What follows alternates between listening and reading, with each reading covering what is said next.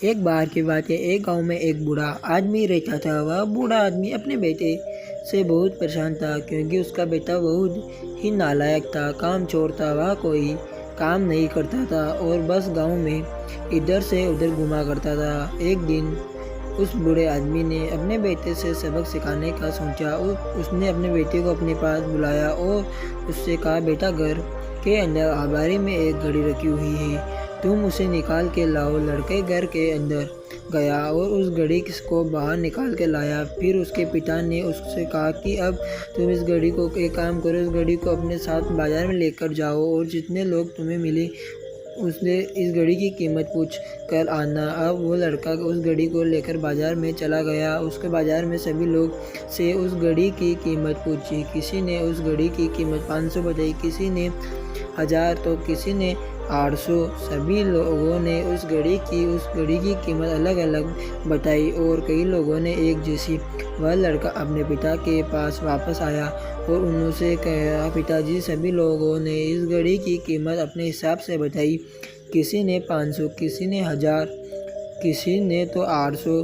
अब उस बूढ़े आदमी ने अपने बेटे से कहा, बेटे, इस घड़ी को तुम अलमारी में रख दो और जाओ। अब अगले दिन फिर से उस बूढ़े आदमी ने अपने बेटे को अपने पास बुलाया और उसे फिर से अलमारी में से घड़ी लाने को कहा। लड़का फिर जाता है और अलमारी में से घड़ी निकाल कर लाता है। और अब उस बूढ़े आदमी ने बेटे से कहा, बेटा, जाओ और तुम आज घड़ी के अंदर जो समय चल रहा है उसकी कीमत पूछ कर लाओ। लड़के को समझ नहीं आ रहा था कि उसके पिताजी उससे क्या करवाना चाहते रहे हैं। वह दुखी मन से फिर से घड़ी लेकर बाजार में चला जाता है और सभी लोगों से उस घड़ी के अंदर जो समय चल रहा है उसकी कीमत पूछता है। लोगों को लगता है कि इस लड़के की मानसिकता स्थिति ठीक नहीं है।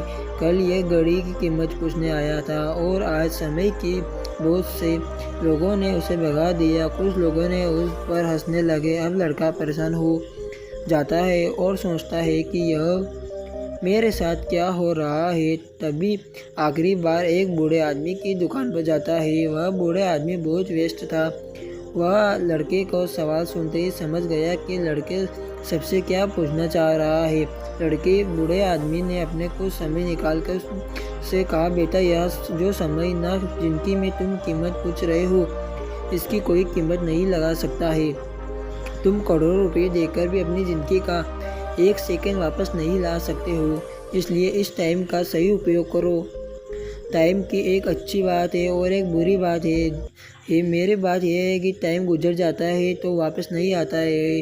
अच्छी बात है ये है तुम्हारे हाथ किन चीज़ों से गुजरते हैं। मैं होता हूँ, सभी के पास 24 घंटे होते हैं, अमीर के पास भी और गरीब के पास भी। बस ये तुम्हारा हाथ में है कि तुम उस टाइम को क्या नया कर सकते हो और एक एक पल हिसाब से कि तुम उन्हें किन चीज़ों में उड़ा रहे हो। उस बूढ़े आदमी की बात सुनकर उस लड़के की आंखों में खुल सी गई, मानो उसमें एक उम्मीद आ जाती है। और फिर वह अपने पिताजी के पास घड़ी लेकर गया और उन्हें सारी बात बताई और से उस लड़के की ज़िंदगी बदल गई।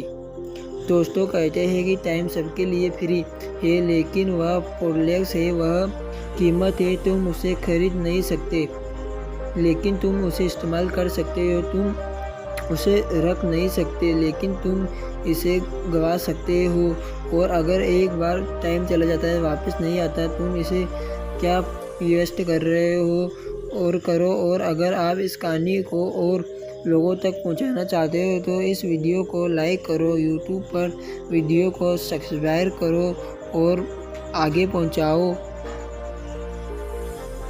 ज़रूर कीजिए। मिलते हैं अगली बार।